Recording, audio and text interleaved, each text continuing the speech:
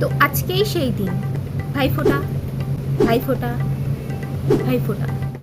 দুর্গা পুজো শেষ, লক্ষ্মী পুজো শেষ, কালী পুজো শেষ, মাসের শেষ, টাকাও শেষ, তারপর এসছে ভাইফোঁটা।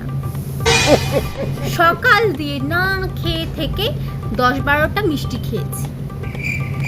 না মানে কি লাভ হলো আমার এতদিনের জিম করে, ডায়েট কন্ট্রোল করে, কি লাভটা কি হলো? সবাই ভাবে না এই রাখি, ভাইফোঁটা এইসব দিনে দিদি বোনদের কত ইনকাম হয়। বাট আমি দিদি আর আমার সব 13-14 বছরের ভাই, আমার আসে না, আমার উল্টে যায়।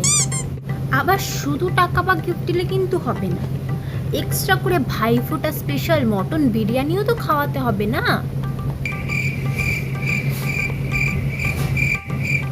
আর কাউকে কিন্তু কোনো এক্সকিউজ দেওয়া যাবে না, কারণ সবার কাছে অলরেডি একটা এক্সকিউজ থেকেই থাকে, বছরে তো এই দুটোই দিন। বাই দ্য ওয়ে, শুভ ভাইফোঁটা।